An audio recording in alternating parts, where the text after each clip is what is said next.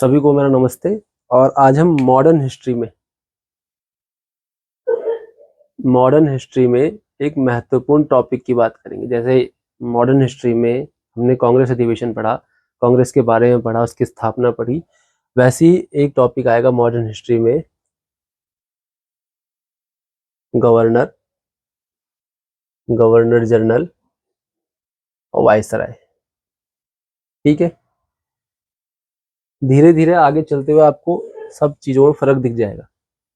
ठीक है, कि गवर्नर कौन थे, गवर्नर जनरल क्यों कहा गया, वायसराय क्यों कहा गया, और ये कहाँ के थे, ये सभी चीजें आपको समय के साथ साथ पता चलती रहेंगी। आज हम बात करेंगे गवर्नर की। ठीक है, क्योंकि शुरुआत में बंगाल के अंदर जो अंग्रेजों के अधिकारी काम कर रहे थे, जो उच्च अधिकारी काम कर रहे थे, वो गवर्नर के रूप में कर रहे थे। ठीक है, थोड़ी कहानी समझते हैं इसकी और चलते हैं। देखिए, 1757 में जब प्लासी का युद्ध हुआ तो अंग्रेजी सत्ता की नींव रख दी गई। अंग्रेजी सत्ता की नींव रख दी गई भारत के अंदर बंगाल में। ठीक है, और 1764 में बक्सर का युद्ध होता है। बक्सर का युद्ध आगे भी इसका जिक्र आएगा जब हम इसे पढ़ेंगे। यहाँ मैं थोड़ा बता देता हूँ आपको। बक्सर का युद्ध जब हम पढ़ेंगे तो यहाँ पर ये नींव सत्ता के रूप में परिवर्तित दिख रही थी अंग्रेजों की भारत के अंदर। ठीक है, तो आज हम इसी बात को जानेंगे कि 1757 में जब बंगाल के गवर्नर अपॉइंट होने शुरू हो गए तो आगे कहानी क्या रही। ठीक है, देखिए, तो टॉपिक डलेगा आज बंगाल के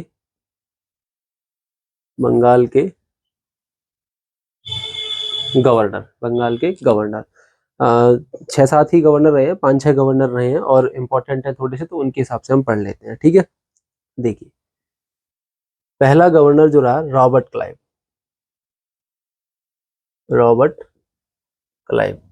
1757 से लेके 1760 तक का इसका पहला शासन रहा गवर्नर के रूप में। और दोबारा उन्हें, अगर हम बात करें इस पद पर बैठने वाला, 1765 में, 1767 में, 1765 से लेके 1767 में यह पुनः गवर्नर के रूप में अपॉइंट हुआ था। तो इसकी बात हम बाद में करेंगे। ठीक है, इस समय की बात हम जब समय आएगा तभी करेंगे। अभी हम बात करते हैं इस वाले समय की। ठीक है, तो थोड़ा लिंक है इसलिए मैंने बता दिया। देखते हैं, यहाँ पर पलासी के युद्ध के बाद रॉबर्ट क्लाइव को बंगाल का गवर्नर बनाया गया। ठीक है, बंगाल का क्या बनाया गया, गवर्नर बनाया गया। बंगाल का गवर्नर बनाया गया। ध्यान दीजिएगा, बहुत चालाक आदमी था, बहुत ही तेज व्यक्ति। ठीक है, और आप ये देखेंगे कि अंग्रेजों के लिए, भारत में अंग्रेजों के लिए जो जीत की शुरुआत की थी, विजय की शुरुआत की थी, वो रॉबर्ट क्लाइव ने की थी। ठीक है, सवाल बन जाता है, भारत के अंदर अंग्रेजों के लिए जो विजय की शुरुआत की थी वो किसने की थी, किस गवर्नर ने की थी, रॉबर्ट क्लाइव ने की थी। ठीक है, तो इस तरह से इसको याद किया जाएगा। और यहाँ पर सिर्फ ये 2 पॉइंट आपको समझने हैं। जब हम 1765 में पढ़ रहे होंगे, 1765 से लेकर 67 तक, तब हम दोबारा रॉबर्ट क्लाइव पढ़ रहे होंगे और ढंग से पढ़ रहे होंगे। क्या होता है, बहुत बुक्स जो होती हैं, गलत नहीं है वो भी, ठीक है, वो ये वाला शासन रॉबर्ट क्लाइव का और ये वाला शासन एक साथ पढ़ा देते हैं। टीचर्स भी पढ़ाते हैं और बुक्स भी कहती हैं। पर लेकिन मैं ये कहता हूँ, आपको लिंक पहले अलग अलग पढ़िए, देन आप उसको क्या करिए, लिंक कर दीजिए। ठीक है, क्योंकि क्या होता है, जब हमारे माइंडसेट ये बना रहता है ना कि ये शासन एक साथ हमने पढ़ लिया, तो हमारे दिमाग में ये कहीं ना कहीं बस बना रहता है कि रॉबर्ट क्लाइव बस एक बार गवर्नर बना।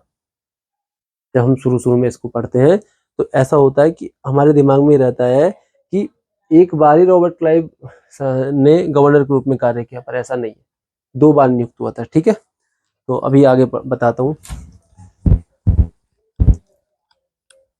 नेक्स्ट गवर्नर बना हॉलवेल।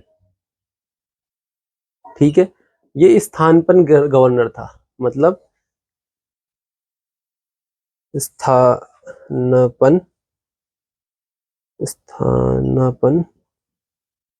गवर्नर था, मतलब स्थायी रूप से नहीं। ठीक है, जैसे गवर्नर जनरल, गवर्नर बना आपका रॉबर्ट क्लाइव, आगे आप पढ़ेंगे वेनस्टर्ट, ये सभी क्या स्थायी रूप से बने, ये कुछ समय के लिए रहा।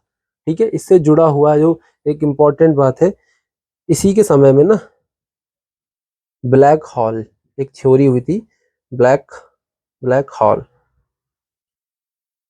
ब्लैक हॉल की घटना का वर्णन हुआ, घटना का वर्णन। ठीक है, तो पूछ लेता है कि किस गवर्नर के शासन में ब्लैक होल की घटना का वर्णन किया गया, तो आपको ये समझना चाहिए। ब्लैक होल संबंधित ज्योग्राफी से संबंधित है, तो वहां आपको बहुत ढंग से समझ में आएगा, आप इसको पढ़ें। तो इसकी एक महत्वपूर्ण घटना रही। और सवाल बन जाएगा अगर आपको पूछ लिया निम्न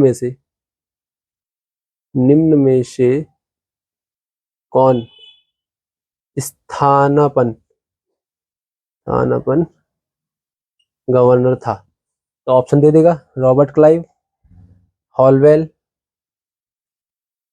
हॉलवेल हेस्टिंग, या एक दूसरा दे देगा। तो अगर आपको पता रहेगा तो आप क्या करेंगे, हॉलवेल।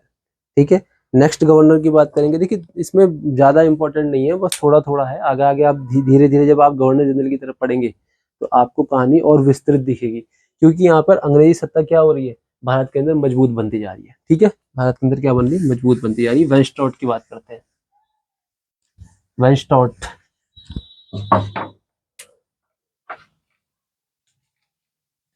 वेनस्टॉट, ध्यान दीजिएगा, क्लाइव का जो शासन 57 से लेकर 60 तक का रहा था। ठीक है, और कुछ महीने के लिए या स्थान पर अस्थायी रूप से, टेम्परेरी रूप से हालवेल ने शासन किया गवर्नर के रूप में, लेकिन वो स्थानापन्न था, ये स्थायी तौर पर बना। समझ में आई बात। 1760 से लेके 1765 तक आपका कौन हो रहा है, वेनस्टॉट। देखिए मैं यहाँ पे कंफ्यूजन मिटा देता हूँ, रॉबर्ट क्लाइव, इसका शासन रहा 1757 टू 60। ठीक है, हॉलवेल, हॉलवेल का शासन आप पढ़िए ही मत। ठीक है, वो स्थानापन्न था। और देन आपका वेनस्टॉट, वेनस्टॉट, इस तरह से याद करिए, वेनस्टार्ट।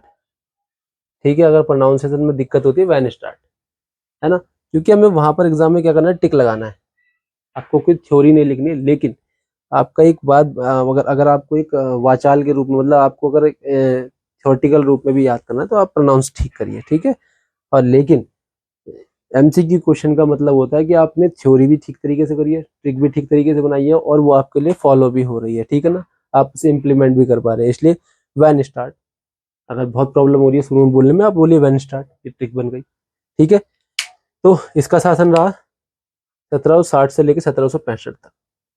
ठीक है, अब आपका कंफ्यूजन मिट गया होगा समय को लेकर, आगे अभी आएगा मैं दोबारा रिवाइज करा दूंगा। अब हम बात करते हैं वैन स्टार्ट की। वैन स्टार्ट 1760 से लेकर 1765, एक ही इसके पास महत्वपूर्ण घटना रही। 1764 में बक्सर का युद्ध हुआ था, बक्सर का युद्ध मैंने पीछे जिक्र भी किया था।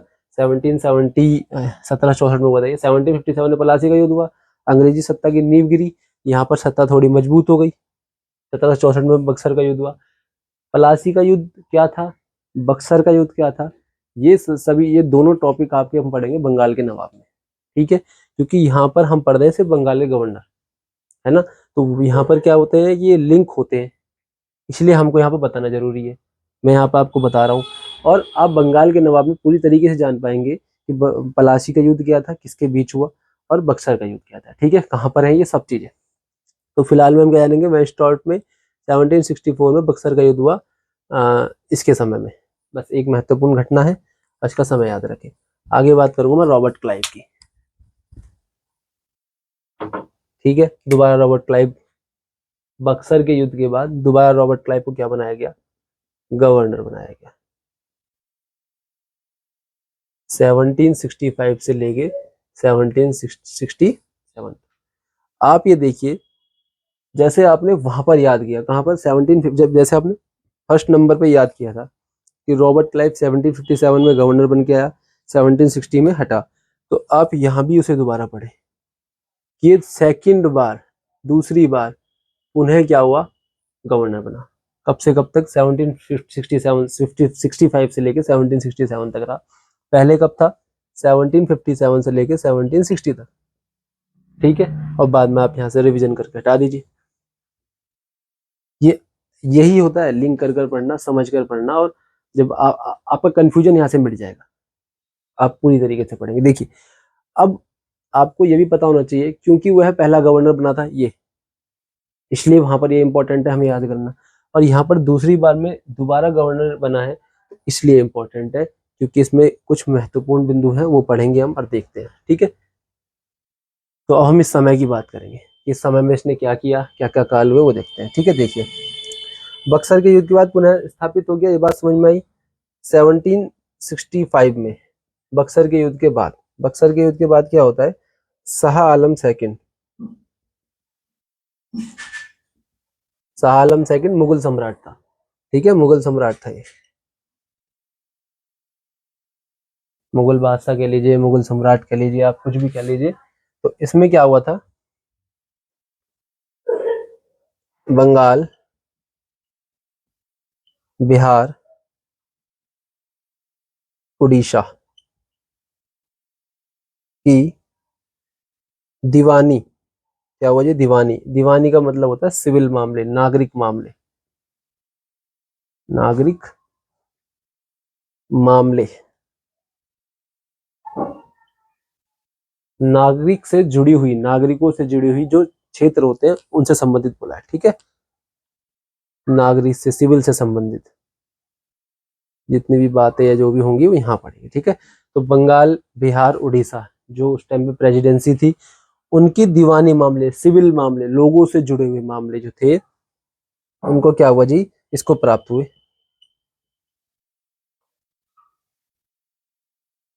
ठीक है। इससे प्राप्त हुए, किससे, शाह आलम सेकंड से रॉबर्ट क्लाइव को 1765 में बंगाल, बिहार, उड़ीसा की दीवानी प्राप्त हुई। जितने भी सिविल मामले थे, लोगों से जुड़े हुए मामले, नागरिकों से जुड़े हुए मामले थे, वो किसे प्राप्त हुए, रॉबर्ट क्लाइव को। बहुत इंपॉर्टेंट है, देख लीजिए आप, धीरे धीरे क्या हो रहे हैं, अंग्रेज क्या हो रहे हैं, मजबूत हो रहे हैं, ठीक है ना। यहाँ पर अंग्रेज मजबूत होते हुए जा रहे हैं, जैसा कि मैंने बताया 1757 में पलासी में नींव डाली, 1764 में सत्ता थोड़ी मजबूत हुई, 1765 में धीरे धीरे और मजबूत होती जा रही है, क्षेत्र इनके अंतर्गत आ रहे हैं। क्योंकि जब आप आगे जाके 1947 के पास आजादी पढ़ रहे होंगे, जो हम ये कहते हैं कि 200 सालों तक अंग्रेजों ने राज किया, वो ये वाला समय तो रहा होगा, यही समय रहा होगा। इसलिए हम क्या करते हैं, इसको बिल्कुल लिंक तरीके से पढ़ते हैं। आप इसको ये 57, 64, 47 हटा दो, आप सिर्फ ये देखो, चलो अगर देखना भी है तो 1750 देखो, 1950 के आसपास, 1750 से लेके 1850, 100 साल, 1850 से लेके 1950, ये होते हैं 200 साल, ठीक है। और अगर आपको डायरेक्ट नंबर याद है तो आप डायरेक्ट बोलिए, ठीक है। ऐसे बोलते हैं हम 200 सालों तक अंग्रेजों ने हमारे ऊपर राज किया, ठीक है। तो देखो अब यहाँ पर ये मजबूत हो रहे हैं, बंगाल, बिहार, उड़ीसा की दीवानी प्राप्त हो गई, किसको, क्लाइव को, शाह आलम सेकंड से। यहाँ पर मुगल धीरे धीरे कमजोर होते जा रहे थे, बाबर आया, उसने नहीं मतलब बाबर आया, बाबर ने क्या करा, मुगल मुगल साम्राज्य बनाया, ठीक है। और धीरे धीरे धीरे औरंगजेब तक आते आते मुगल साम्राज्य मजबूत रहा, और जैसे ही औरंगजेब के बाद के उत्तराधिकारी रहे मुगल साम्राज्य में, धीरे धीरे वो क्या हो गए, कमजोर होते चले गए। उसके बाद यहाँ पर अंग्रेज बढ़ते चले गए, उनकी सत्ताएं स्थापित होती रही। तो ये चीजें पढ़नी है हमें, ठीक है। आगे देखते हैं 1765 में व्यापार समिति की स्थापना, व्यापार समिति की स्थापना, और इसका जो है ना, इसको समाप्त भी कर दिया गया था 1768 में, 1768 में समाप्त। इसकी थोड़ी सी कहानी बस यही रही कि बक्सर के युद्ध के बाद जो कंपनी के कर्मचारी थे, उन्हें उपहार और निजी जो व्यापार था उससे उससे संबंधित जो उन्होंने धन बटोरा, अब धीरे धीरे उसको रॉबर्ट क्लाइव ने क्या करा, बंद कर दिया, और आंतरिक कर, इंटरनल टैक्स देने के लिए अनिवार्य कर दिया। इससे हानि उत्पन्न हो रही थी, हानि हो रही थी, तो क्या करा जी, और एक क्या करी, व्यापार समिति बनाई गई, और इसको एक काम दिया गया, नमक, तंबाकू, ईटीसी जो है ना, ऐसे चीजों के लिए क्या करा, एकाधिकार दे दिया, इसके व्यापार का क्या कर दिया, एकाधिकार दे दिया व्यापार समिति को। ठीक है। लेकिन धीरे धीरे आप देखेंगे 1768 में समाप्त कर दी गई थी, ये था। लेकिन आपको ये जानने की बहुत ज्यादा जरूरत नहीं है, आपको बस ये जानना है कि व्यापार समिति की स्थापना हुई और 1768 में इसको समाप्त कर दिया। ठीक है। अगर 1768 भी समाप्त आपको नहीं समझ में आता, 1765 व्यापार समिति की स्थापना। ठीक है। पहले आप शुरुआत तो कीजिए, उसके बाद आप अपने आप इसकी कहानी को जानेंगे कि 1768 में क्या हुआ और 1765 में क्या हुआ। 17 देखिए, आपको नंबर एक याद करना है और काम आपके बहुत सारे होंगे। 1765 में शाह आलम सेकंड से बंगाल बिहार उड़ीसा की दीवानी प्राप्त हो गई। 1765 में ही व्यापार समिति की स्थापना की गई। ठीक है। तो ये सब चीजें हो गई। आगे देखते हैं 1765 में। अब देखिए, बंगाल की दीवानी प्राप्त हो गई थी। अब 1765 में क्या हुआ, इसके समय में द्वैत शासन लागू। Most important. ठीक है। मोस्ट इंपोर्टेंट क्वेश्चन है। 1765 में बंगाल में द्वैत शासन लागू हो गया, ड्यूअल गवर्नमेंट जिसे हम कहते हैं। ठीक है। द्वैत शासन लागू हो गया और 1772 में, ये भी इंपॉर्टेंट है, 1772 में द्वैत शासन समाप्त। 1772 में द्वैत शासन को समाप्त कर दिया गया। इस टाइम पर गवर्नर था, बंगाल का गवर्नर था वारेन हेस्टिंग में ही पढ़ेंगे, मैंने यहाँ भी बता दिया। ठीक है। इस टाइम कौन था, वारेन हेस्टिंग गवर्नर था। और जब ये शुरू हुआ तब क्लाइव गवर्नर था 1765 में। आप समय भी देखिए, 1765 से लेकर 1767 तक रॉबर्ट क्लाइव रहा होगा। धीरे धीरे और गवर्नर आए होंगे इसके बाद। और लास्ट जो गवर्नर था वारेन हेस्टिंग था। बंगाल का जो लास्ट गवर्नर था वो वारेन हेस्टिंग था। और उसी के समय में क्या हुआ, 1772 में द्वैत शासन समाप्त कर दिया गया। आगे देखते हैं। नंबर एक ही है, सन एक ही है, आपको बस क्या करना है, कंटेंट थोड़ा थोड़ा बढ़ाते चलना है। ठीक है। 1772 में समाप्त कर दिया द्वैत शासन, 1765 में लागू हुआ। दोनों ही इंपॉर्टेंट डेट है, दोनों ही इंपॉर्टेंट वर्ष है। ठीक है। आगे चलते हैं।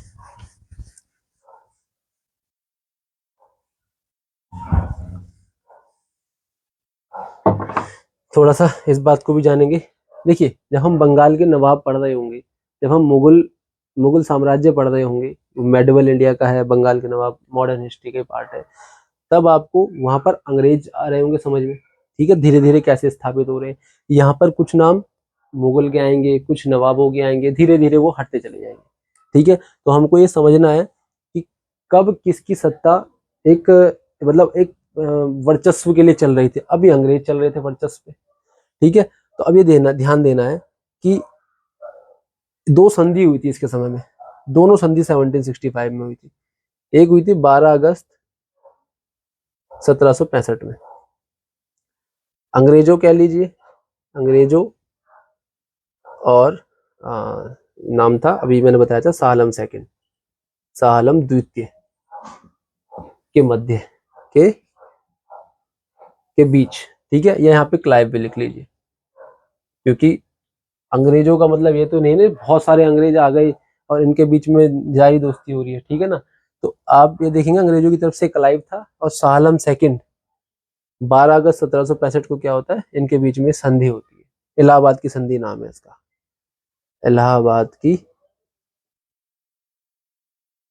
प्रथम संधि, फर्स्ट संधि। बहुत क्वेश्चन बने हैं इससे, बहुत एमसीक्यूज बने। और एक हुआ आपका 16 अगस्त, 4 दिन बाद ही, 16 अगस्त 1765 को क्लाइव या अंग्रेज कह लीजिए, कोई बात नहीं, अंग्रेजों और एक था बंगाल का नवाब, उसका नाम था सुजाऊ दौला के मध्य, अंग्रेजों और सुजाउद्दौला के मध्य। दोबारा कह रहा हूँ, यहाँ पे क्लाइव भी लिख लीजिए जिससे कि आपको कुछ कंफ्यूजन ना हो। अंग्रेजों की तरफ से क्या हुआ, क्लाइव था और ये बंगाल का नवाब था, बंगाल का नवाब, बंगाल का नवाब। ठीक है। और ये कौन था, मुगल सम्राट, मुगल सम्राट। ठीक है। दो संधि हुई थी इलाहाबाद की, एक फर्स्ट संधि, ये सेकंड संधि, इलाहाबाद सेकंड संधि। ठीक है। इन बातों को समझते हैं, ये रॉबर्ट क्लाइव के अंदर इंपॉर्टेंट था। ठीक है, सीधी सीधी सी बात है, सन एक ही चलता हुआ आ रहा है। मतलब 1765 में ही ऐसे बहुत सारे कार्य हो गए थे जो हमको सिर्फ एक सन याद करके सारे याद कर लेते।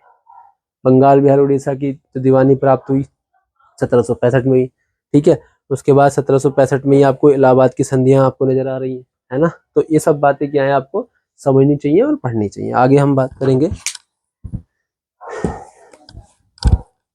बात करेंगे वेरेलस्ट सॉरी वेरेलस्ट। इसका शासन रहा 1767 से 1769 ठीक है। इंपॉर्टेंट देख लेते।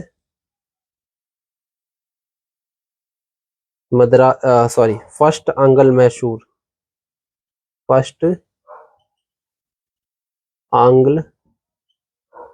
मैसूर युद्ध इसी के शासन में हुआ। और अच्छी बात यह है कि जो समय ये है ना, जिस शासन में ये गवर्नर बना और हटा, उसी शासन में जी ये भी शुरू हुआ, ये युद्ध भी शुरू हुआ और समाप्त भी होगा। आंग्ल मैसूर युद्ध। देखिए सभी युद्ध जितने भी है ना, उसमें आपको वन लाइन से क्वेश्चन बन जाते हैं। ठीक है, अब आप खुद बताइए कि सवाल बन जाए कि फर्स्ट आंग्ल मैसूर किस गवर्नर के शासन में हुआ? वेरेलस्ट। कब हुआ? ये रहा। ठीक है, इसमें संधि कौन सी हुई थी बता रहा हूं मैं अभी, संधि कौन सी हुई, ऐसे सवाल बन जाते हैं। ठीक है, अब सवाल तो मॉडर्न हिस्ट्री से ही आया है, क्या पता गवर्नर के रूप में ना पूछ ले, ऐसे पूछ ले क्या संधि हुई। ठीक है, मॉडर्न हिस्ट्री के रूप में, मॉडर्न हिस्ट्री भी आई है सवाल क्वेश्चन में। 25 क्वेश्चन है, 20 क्वेश्चनों में से एक सवाल मॉडर्न हिस्ट्री का आया हुआ।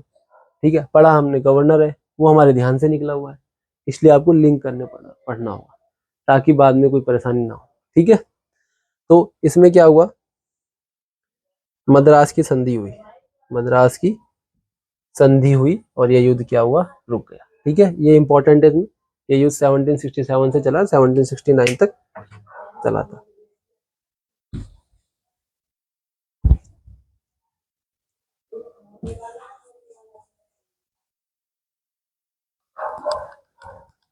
ठीक है, मद्रास की संधि 1769 में हुई थी, ये भी ध्यान दीजिए। मद्रास की जो संधि हुई 1769 में, ठीक है, युद्ध चल रहा था फर्स्ट आंग्ल मैसूर युद्ध 1767 में चल रहा था, 1769 में रुक गया। तो रुका किसकी वजह से? मद्रास की संधि की वजह से। संधि क्या होती है? आप मित्रता कह लीजिए, आप समझौता कह लीजिए। ठीक है, ये सब चीजें होती हैं। जैसे कि आप मान लीजिए कि युद्ध चल रहा है दोनों तरफ से, लड़ाई इधर से भी चल रही है, इधर से भी चल रही है। बाद में अब लड़ाई कौन कितनी कर लेगा, ठीक है, क्योंकि लड़ाई किसी चीज का क्या है, कोई समाधान नहीं है। तो धीरे धीरे जब ये समझा होगा कि भाई हमारा भी नुकसान हो रहा है और हमारा भी नुकसान हो रहा है, दोनों बैठे होंगे, तो एक पक्ष ने क्या कहा जी आप मद्रास रख लीजिए, ठीक है मद्रास आपका है, लेकिन लड़ाई रोक दीजिए, इससे फायदा नहीं है। तो ऐसे समझते हैं। ठीक है, संधि का मतलब होता है कि समझौता हो गया। आगे समझते हैं। कर्टियर नेक्स्ट गवर्नर।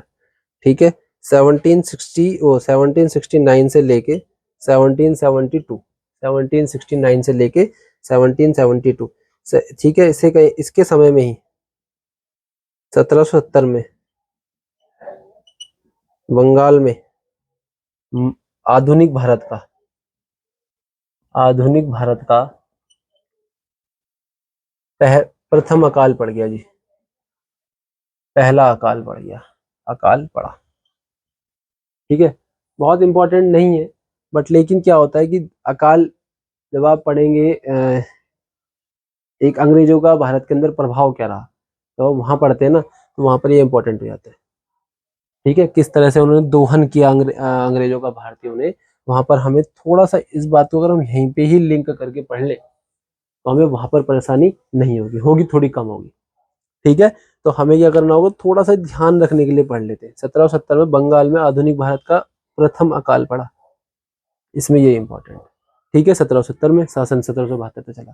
और इसके बाद एक नेक्स्ट गवर्नर आएगा वारेन हेस्टिंग, जो लास्ट गवर्नर है बंगाल का Warren Hastings, most important Hastings. देखिए फिर वही बात होती है, मैं थोड़ा समझा देता हूँ आपको, कंफ्यूज बिल्कुल नहीं हो रहा। बुक्स क्या करती हैं, इसको डायरेक्ट 1772 से लेके 1785 तक सीधे सीधे लिख देती है।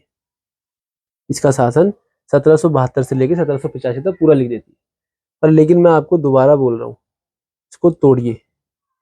1772 से लेके 1774 में यह गवर्नर के रूप में अपॉइंट था। क्या था? गवर्नर के रूप में अपॉइंट था, बंगाल का गवर्नर के रूप में अपॉइंट था। और 1773 में, मैं आगे ही बताऊंगा, पर यहाँ पर मैं शासन इस समय को समझा दूं इसलिए बता रहा हूँ। और 1773 का रेगुलेटिंग एक्ट आया, रेगुलेटिंग एक्ट आया उसमें 1773 में रेगुलेटिंग एक्ट आया, उसके तहत बंगाल के गवर्नर को क्या पद बना दिया? गवर्नर जनरल बना दिया गया। बंगाल के गवर्नर को बंगाल का गवर्नर जनरल बना दिया गया। ठीक है, इसलिए ये समय होता है गवर्नर जनरल के रूप में 1774 से लेके 1785 तक रहा ये। ठीक है, और 1772 के रूप में क्या हुआ जी? ये गवर्नर के रूप में। इसलिए मैं यहाँ पर 85 हटाकर 1774 लिख रहा हूँ। ठीक है, कंफ्यूज बिल्कुल नहीं होना है, क्योंकि जब हम गवर्नर जनरल पढ़ रहे होंगे तो हम हेस्टिंग वहां पर भी पढ़ेंगे, पढ़ना ही पड़ेगा। ठीक है, देखते हैं इसके समय में क्या हुआ। देखिए 1772 में आपको पीछे बताया था द्वैत शासन समाप्त कर दिया। द्वैत शासन समाप्त, द्वैत शासन समाप्त, ड्वेल गवर्नमेंट। ठीक है, द्वैत शासन, मान लीजिए दो लोगों का शासन, उसको समाप्त कर दिया। ठीक है, द्वैत शासन क्या था इसके बारे में बिल्कुल विस्तार से बात करेंगे, क्योंकि हमें गवर्नर बहुत अच्छे तरीके से खत्म करने, सीधी सीधी यहाँ बात कर लेते हैं। ठीक है, द्वैत शासन क्या करा जी? समाप्त कर दिया 1772 में। उसके बाद क्या होगा जी? 1772 में राजस्व बोर्ड, राजस्व रेवेन्यू बोर्ड, राजस्व बोर्ड की क्या करी जी? स्थापना करी, या कह सकते हैं गठन किया, स्थापना की। देखिए लैंग्वेज का खेल होता है, यहाँ पे गठन आ जाएगा, कोई दिक्कत नहीं लेनी, स्थापित आ जाएगा, कोई प्रॉब्लम नहीं है। ठीक है, शुरू किया, कोई प्रॉब्लम नहीं, स्टार्ट किया, कोई दिक्कत नहीं है, सारा मतलब एक ही है।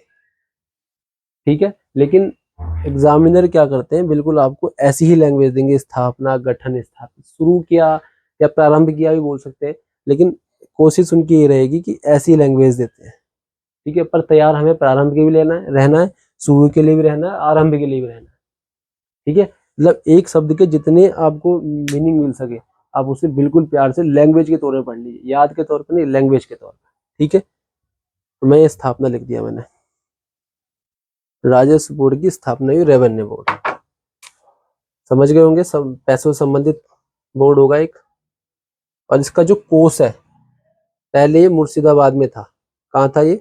मुर्शिदाबाद में था पहले, इसको बाद में क्या करा, मुर्शिदाबाद से हटाकर, मुर्शिदाबाद से कलकत्ता लाया गया, कलकत्ता लाया गया। ठीक है, पहले ये कोष जो फंड होता है मुर्शिदाबाद में था, धीरे बाद में क्या करा गया, इसे मुर्शिदाबाद से लाकर कलकत्ता में रख दिया, कर दिया गया जी। जो भी इसका काम होगा कलकत्ता में होगा। ठीक है, आज की परिस्थितियों को समझने की कोशिश करो कि मान लीजिए कि आपने घर, पहले आप एक घर में रह रहे थे, वो जहां पर वर्तमान में आप हैं वहां पर पहले आपका पता वो है, लेकिन आपने क्या करा जी, आपके पास थोड़ा सा रुपया आया, आपने क्या करा, दूसरी जगह मकान ले लिया, वो बेचा है नहीं बेचा वो आपकी डिपेंडेबल है। और यहाँ पर अब आपका आधार कार्ड का पता यहाँ का हो जाएगा, क्योंकि अगर आपने वहां का रखा तो आपको वहां भी एक व्यक्ति रखना पड़ेगा जी, कभी क्या पता पोस्ट आ गया, कभी कुछ इंपॉर्टेंट काम आ गया, इसलिए क्या होगा जी, अब आपको पता ये हो जाएगा। इस तरह से ये है, पहले फंड मुर्शिदाबाद था, देन कलकत्ता। ठीक है,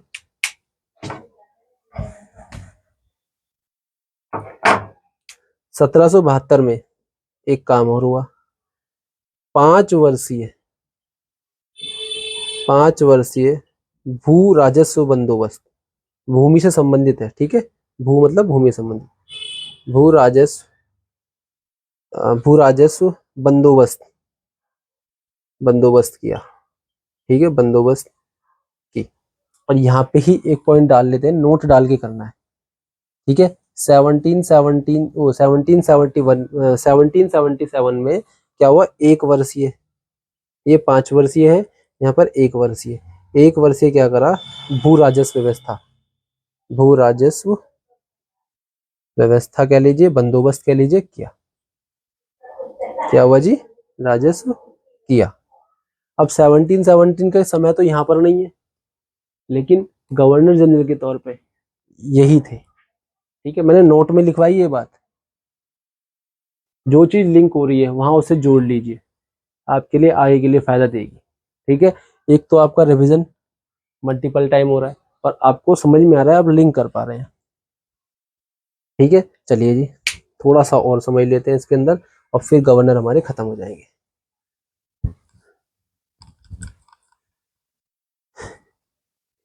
ठीक है, इन्हें क्या हुआ, न्यायिक सेवा, न्यायिक सेवा का जन्मदाता भी कहा जाता है, मैंने डायरेक्ट लिखवाया है ये भी, मैं समझाता हूँ क्यों जन्मदाता भी कहा गया, कहा गया, समझा गया, कहते हैं कुछ भी, ठीक है, कहा गया। किस गवर्नर को न्यायिक सेवा का जन्मदाता कहा गया, ठीक है।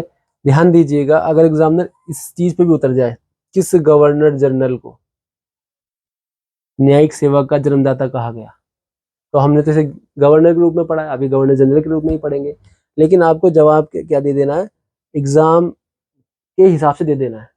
वायरन हेस्टिंग ऑप्शन में आया तो वायरन हेस्टिंग लगा देंगे, वहां ये नहीं कहेंगे कि ये गवर्नर के रूप में पूछ लिया या गवर्नर जनरल के रूप में पूछ लिया, गवर्नर जनरल भी दे दिया, आपने लगा देना आंसर वायरन हेस्टिंग, ठीक है। आगे चलते हैं। अच्छा, समझते हैं न्यायिक सेवा जन्मदाता क्यों कहा गया। देखिए, एक एक्ट पारित हुआ 1773, रेगुलेटिंग एक्ट, रेगुलेटिंग एक्ट। ध्यान दीजिएगा, मैं उतनी ही बात यहाँ पे करूंगा इस एक्ट की जितनी है जरूरत है, क्योंकि यह विषय हिस्ट्री से संबंधित भी होता है और कॉन्स्टिट्यूशन से संबंधित भी होता है, ठीक है। जब इसे मैं पढ़ाऊंगा तब आपको पूरी तरीके से डिस्क्राइब कर दूंगा, ठीक है। बहुत इंपॉर्टेंट एक्ट है, लेकिन अभी मैं बस यहाँ पर उतनी ही बात कर रहा हूँ इस एक्ट की जितनी यहाँ पर जरूरत है, ठीक है। 2-3 काम हुए, पहले मैं समझा देता हूँ। 1773 के रेगुलेटरी एक्ट के तहत 1774 में सुप्रीम कोर्ट की स्थापना करी, सुप्रीम कोर्ट की स्थापना हुई जी, ठीक है। इसके क्या हुए जी, इसमें एक मुख्य न्यायाधीश, चीफ जस्टिस, ठीक है, और 3 अन्य न्यायाधीश। इसका नाम था एलिजा एम्पे, एलिजा एम्पे। और जो 3 अन्य थे, चैम्बर्स और हाइट,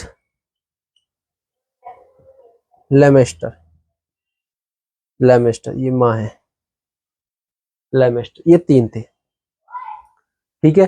मुख्य न्यायाधीश कौन था, एलिजा एम्पे। 3 कौन थे, चैम्बर्स, हाइट, लेमेस्टर। ये हम एक्ट में ही पढ़ेंगे, ठीक है। ये और क्या हुआ, जिला स्तर पर, जिला स्तर पर एक दीवानी न्यायालय सिविल मामलों का, ठीक है। अब दीवानी से ये ना रहे कि हाँ जी क्या बोल दिया, सिविल मामलों से संबंधित जो न्यायालय है वो दीवानी न्यायालय है, न्यायालय है, ठीक है। और एक जी फौजदारी, फौजदारी, फौजदारी न्यायालय की स्थापना की स्थापना की। अब आप समझ गए होंगे कि जी न्यायिक सेवा का जन्मदाता क्यों कहा गया, ठीक है। जब कोई व्यक्ति न्याय के क्षेत्र में इतना कुछ काम कर रहा है, ठीक है, तो उसे क्यों ना बोला जाए कि हाँ जी वो न्यायिक सेवा का जन्मदाता नहीं है, जो व्यक्ति जैसा करेगा वैसा उसको बोला जाएगा, ठीक है। तो वो देखो ठीक काम किया उसने, सुप्रीम कोर्ट की स्थापना करी है, 3 अन्य न्यायाधीश, एक मुख्य न्यायाधीश, जिला स्तर पर ये न्यायालय खोल दिए। अब इतना सारा काम कर रहा है तो एक सवाल बन गया ये, अब तो आपको समझ में आना चाहिए कि ये हिस्ट्री का सवाल है, ठीक है। देखते पता चलना चाहिए आपको ये हिस्ट्री का है, ठीक है। अब जब हिस्ट्री का, अगर हम न्यायिक के अंदर की बात करेंगे कि जज क्या है, जज 3 अन्य न्यायाधीश का क्या काम होगा, कैसे अपॉइंट होंगे, क्या क्वालिफिकेशन होगी, ये सब कॉन्स्टिट्यूशन का काम है। ये होता है अलग अलग करना, एक व्यक्तित्व को अलग अलग कर देना। व्यक्तित्व मतलब एक चीज को, व्यक्ति भी होता है और ये भी चीज है, ठीक है। यही लोग संबंधित, मतलब यही एक व्यक्ति हिस्ट्री से संबंधित भी है, यही कॉन्स्टिट्यूशन संबंधित भी है, इसलिए मैं कह रहा हूँ, ठीक है। समझ में आ गया। अब इस बात को डिफाइन करने के लिए मैंने ये बात बताई, और यहाँ भी आपको पता चल गई है। 1774 में जब हम हेस्टिंग को गवर्नर के रूप में पढ़ देंगे वो भी समझ में आएगी, और जब हम एक्ट पढ़ देंगे वहां भी समझ में आएगा, ठीक है। थोड़ा सा और देखते हैं, न्यायिक सेवा जन्मदाता है ना। आगे देखते हैं 1773 के 1773 के रेगुलेटिंग एक्ट के तहत, ठीक है। अब क्या हुआ जी, बंगाल के गवर्नर को क्या कहा गया, बंगाल के गवर्नर को बंगाल का गवर्नर जनरल कह दिया, बंगाल का गवर्नर जनरल कहा जाने लगा, कहा जाने लगा, ठीक है। ये बात समझ में आ गई। अब जैसे ये बात समझ में आएगी तो हमको ये दिखना चाहिए, इससे 2 पॉइंट निकल रहे हैं, ठीक है। आगे ही पढ़ेंगे अभी। किसका मतलब, ये बंगाल का लास्ट गवर्नर रहा है, इसका शासन 1772 से 1774 के रूप में रहा, और यहां पर आप देखेंगे फर्स्ट गवर्नर जनरल के रूप में रहा, ठीक है। अगर पूछ ले बंगाल का प्रथम governor general, Warren Hastings. Bengal का गवर्नर, अंतिम गवर्नर, वारेन हेस्टिंग। अंतिम गवर्नर के रूप में, फर्स्ट गवर्नर जनरल के रूप में, डिफरेंस है, ठीक है। तो गवर्नर के रूप में ये सब चीजें रही, हमारे गवर्नर्स क्या हुए, कंप्लीट हुए, ठीक है। मैं एक बार इसकी लिस्ट बना देता हूं आपके सामने, और उसको आप समझ लीजिएगा कि कैसे, ठीक है। देखिए, रॉबर्ट क्लाइव 1757 से लेके 1760, Holwell not important, then Vansittart 1760 to 1765, ठीक है। और then Robert Clive again 1765 to 1767, then Weyrelust 1767 to 1769, Cartier 1769 to 1772, और then Warren Hastings, last governor of Bengal 1770 to 1774। It is complete, ठीक है। कंप्लीट हो गया है, बहुत ढंग से पढ़े और समझ के पढ़े। किसी भी तरह की दिक्कत हो कमेंट में बताओ, ठीक है। और उसको पूरी तरीके से कोशिश की जाएगी खत्म करने की। आप इसको बिल्कुल क्या करेंगे, कंसेप्चुअल खत्म कीजिए, एमसीक्यू के रूप में खत्म कीजिए, फिर पेपर में आएगा तो आप अपने आप आंसर लगाएंगे, आपका हाथ अपने आप, माउस जो है ना एग्जाम में अपने आप आ जाएगा। इतना पता होना चाहिए कि अगर हिस्ट्री में ये पूछ लिया तो गलत तो नहीं करना, अगर ये पूछ लिया मतलब ये कंसेप्ट खत्म है ना। क्योंकि सवाल आप चाहे 10 पढ़ लो या 15 पढ़ लो, आएगा 1 या 2। जब क्वेश्चन ही 20 या 25 आ रहे हैं पूरे जीके का एक ही हिस्सा है, जीके का हिस्सा तो इसमें से पूछ ले या दूसरे क्वेश्चन से पूछ ले। इसलिए आपको क्या करना पड़ेगा, सब जगह अपनी दिमाग, अपनी एक मजबूत पकड़ बनानी पड़ेगी, ठीक है। वेरी थैंक यू, और आप ढंग से पढ़ें, और कोई भी सवाल हो तो आप बताइए।